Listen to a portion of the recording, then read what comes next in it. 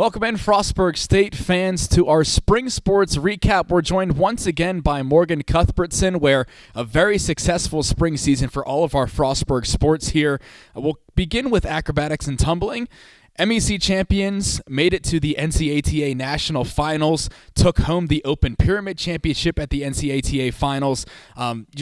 Could not ask for more from just a third-year program in competition. And head coach Katie Nunley, give her all the credit in the world. MEC Coach of the Year, NCAT Coach of the Year, and brought in a couple of very fine athletes who had very successful seasons. Absolutely. I know, Logan, thank you for having me. Definitely, I would say spring's definitely the most exciting, most busiest, I feel like we have, lots of great things. But start with acro, definitely such an exciting sport. I feel like, people don't really see that around here, anywhere.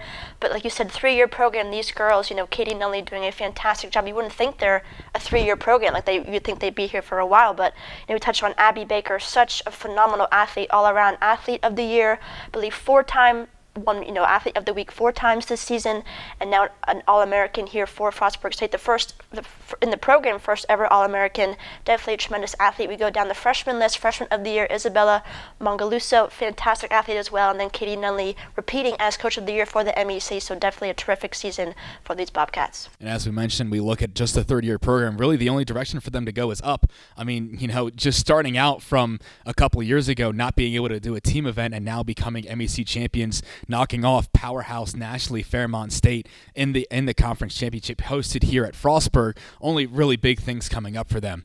Moving on, we're going to get into softball then, and a season of sort of almost for the team, came close in the MEC tournament to knocking off a couple teams, just couldn't quite get there. Third place in the MEC North Division, winning record, successful season for them, but just not quite the heights that they wanted to reach. Sure, I think softball kind of went back and forth, started out kind of strong, fell in there, but, definitely a terrific battle. Head coach Bill Vasco did a fantastic job with these girls. Jamie Roberts, only a sophomore, she pitched, most of the year, first team All-MEC, fantastic athlete as well, all around, fantastic numbers at the plate, fantastic numbers, on the mound. You have second team All-MEC players, Brianna Powell, a senior, fantastic leadership on and off the field for the girls. Arden Miller, a freshman, kind of come and surprise us, kind of stepped it up there at the plate and the outfield for Frostburg State. And then you have Sydney Theobald, the heart and soul of that mound. So definitely a good run for these Bobcats, but definitely excited for next season as well. And you look at, this season kind of bit by the injury bug a little bit, losing a starting pitcher in Kate Chappell at the very start of the year. Laura Guilford, one of the best players in the conference, missed a good chunk of the year as well. So you bring those players back, and as we mentioned, you only really lose Bree Powell. Now, it's a big bat in the heart of the lineup that you miss, but you're bringing back so much young talent into next year and the years after that, again, like acrobatics and tumbling, they really can only see them going in an upward trajectory. Sticking with the base paths then, we'll go into baseball, and a very, very great run for this team. Won the MEC North Division. Wasn't even really a competition for them for most of the year. Made it all the way to the MEC Championship game, and then what a series that was, starting in the morning against Concord from the Saturday night, having it postponed, and then waiting their opponent, going against Charleston at 12-8 final that they just missed out on the NCAA tournament because of. But all around, a great individual performances, and the team really came together as well, where up and down the lineup and throughout the pitching staff, you saw just talent all over the place. No, definitely, I think we can both say a very long season for baseball, but definitely worth the wait. Definitely their second, tournament appearance in the MEC, first ever title game, just coming up short, like you said, to Charleston, but definitely can highlight lots of players, lots of people on that team. Ethan Keipel, fantastic, utility person in for Frostburg State. First team All-MEC as first base, second team All-MEC as relief pitcher, fantastic numbers all around. And, you go into the pitching staff, Jacob Stretch, coming off as a relief pitcher more last year, now getting that starting role. Fantastic transition there. Max Proctor stepping up into his starting role this year. Fantastic numbers, led MEC in some categories. And, you look at, numbers, behind, batting such like that. You have Randy Steen, Danny Estrada, fantastic numbers as well. Terrific, time in the infield, outfield, and all those guys getting first team MEC as the recognition that they deserve. So definitely a great, all-around long season for Frostburg State baseball. Yeah, and give great credit as well to Anthony Williams and the entire coaching staff. And, you look back a few years ago and finishing bottom 2 in the North Division for the MEC, and you're crunching some things, and then you turn around, you've got back-to-back MEC North Division championships and done a fantastic job. Just goes to show that give a coach a little bit of time and some work, and a great coach will get the players and the numbers necessary, and Coach Williams and his staff certainly have done that.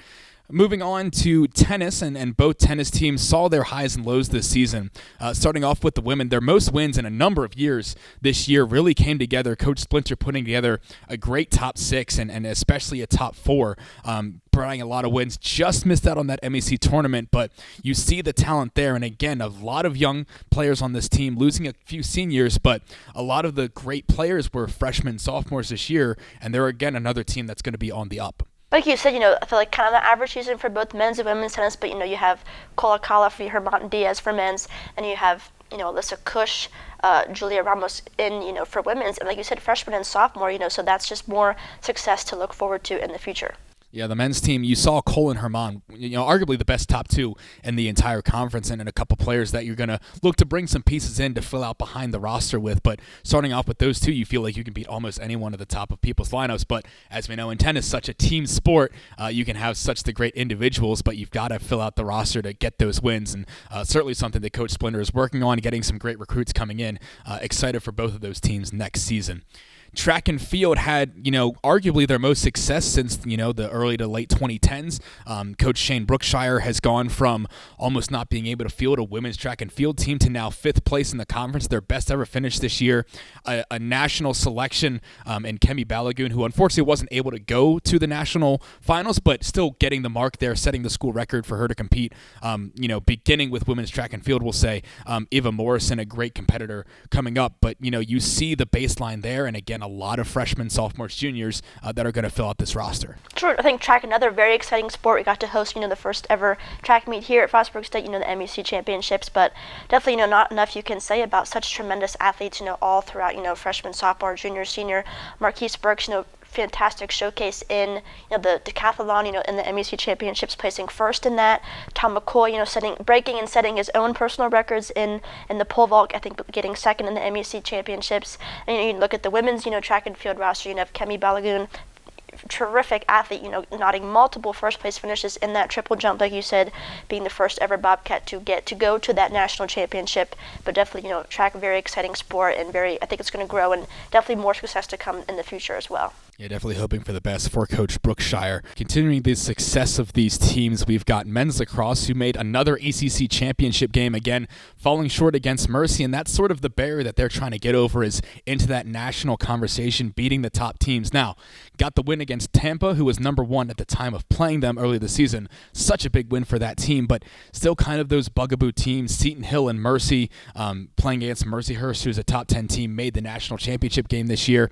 A team that is certainly growing and building, losing a couple of key seniors, but Coach Gartelman has really gotten the guys to buy into his system and program, and certainly getting them on the right track. Sure, I know. I think that Tampa game was early in that season. I kind of think that set the tone for, men's lacrosse. Coach Steve Gartelman doing a fantastic job as well. And the ECC, it's a tough conference. Frostburg State being, mostly MEC. ECC is kind of a different story, I feel like. But, them competing with these top teams, and you talked about, such a strong, roster all throughout. Jake Bowman, the leader, kind of on the attack, the offense for Frostburg State. First team ECC, honorable mention All-American, broke, the single season scoring record in, goals and points. And you go down the list, you have Bubba Love, Austin Sipes, for defense, Seamus Carney, Tanner Donaldson, Luke McCullough, just, there's a lot of depth there, and I think, Frostburg State can build in the ECC for sure as well.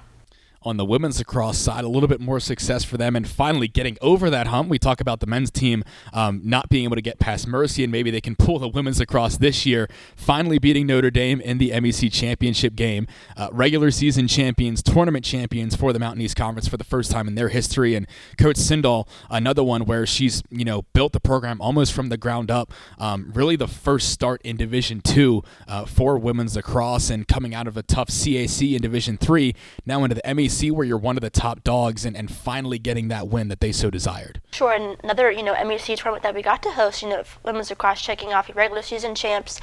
Like you said, finally getting over the hump of Notre Dame, beating them 3 out of 3 times this year. Terrific, stand out there, and, getting that championship like they deserve, and that, I feel like, women's lacrosse, a lot of young talent there. Taylor Sindall did a fantastic job recruiting. You have Neela Haney as a freshman, MEC Offensive Player of the Year, Freshman of the Year.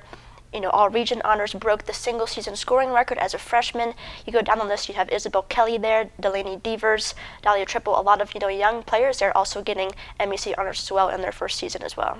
We're looking ahead into the fall, and it's never ends here at Frostburg State, where we've got a little bit of a break here in the summer, but August is right around the corner. I mean, June's a day away, and August is only 2 months after that, and certainly excited. The transition into Division II for this school, you're seeing the benefits from this, where you've got so many Mountain East Conference teams that have been there and done that in their own effect, and we're now up there and competing with several of them, and we just kind of looked at the numbers that we've got a few conference championships in our belt, and it's only going to get better from here. Absolutely. Track, like we said, we're hosting track and field now. MEC championships, men got third place in the MEC. Now women's getting fifth, but, D2, I think Frostburg State's really making a name for themselves in all sports, and I think it just goes up from here.